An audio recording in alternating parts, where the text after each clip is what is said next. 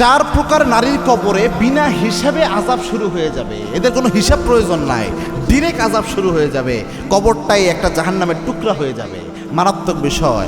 নারীরা এমনি জান্নাতে যাওয়া অনেক সহজ, সেক্ষেত্রে নারীরা যদি এরকম আযাবের সম্মুখীন হয় এটা খুবই মারাত্মক। তার মধ্যে এক নাম্বার হচ্ছে যেই নারীরা যে কোনো কিছুতেই জাদু করে, তাবিজ করে, এরকম কিছু করে। দেখবেন ছেলের সাথে ছেলের বউয়ের সম্পর্ক ভালো, তার এটা ভালো লাগতেছে না, চিন্তা করে আমার ছেলেটাকে আমার ছেলের বউ নিয়ে চলে গেছে, এই জন্য সে জাদু করে, একটা কুফরি করে, এরকম টাইপের অনেকের রয়েছে। আবার অনেকের মা ছেলের সম্পর্ক ভালো, সে চিন্তা করে আমার স্বামীরে বশ করতে হবে, এই জন্য তাবিজ করে, জাদু করে। এটা মারাত্মক একটা অপরাধ।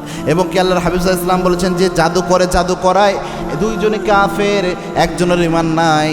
এবং যারা জাদু করে, জাদু করায় এদের জন্য ভয়ঙ্কর শাস্তি রয়েছে।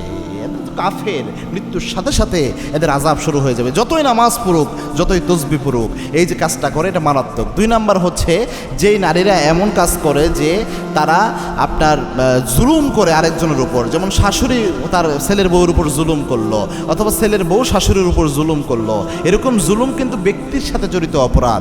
যতই নামাজ রোজা পড়ুক, এটার জন্য আল্লাহ রাব্বুল আলামিন তাকে মাফ করে না যতক্ষণ ওই ব্যক্তি মাফ করে না।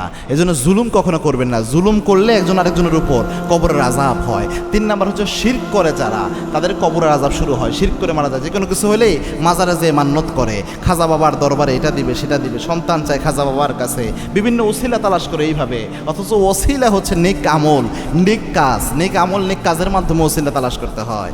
এবং আপনার যারা এই যে বিভিন্ন মাজার টাজারে মান্নত করে, এরা এই যে শিরক করে এটার মাধ্যমে, বা ছোট ছোট অনেক শিরক রয়েছে, এগুলোর কারণে কবরের আযাব হয়। চার নাম্বার হচ্ছে বেনামাজি নারী যারা, এদের কবরের আযাব শুরু হয়ে যায়। কেননা নামাজ এমন আমল, আউয়ালু মা ইউহাসাবু বিহিল আবদু ইয়াউমাল কিয়ামাতিস সালাহ, কিয়ামতের এই কঠিন ময়দানে প্রথম হিসাব হবে নামাজের। যার আমল নামায় নামাজ থাকবে তার সমস্ত আমল আল্লাহ কবুল করে নেবে, যার আমল নামায় নামাজ থাকবে না কোনো আমল আল্লাহ কবুল করবে না।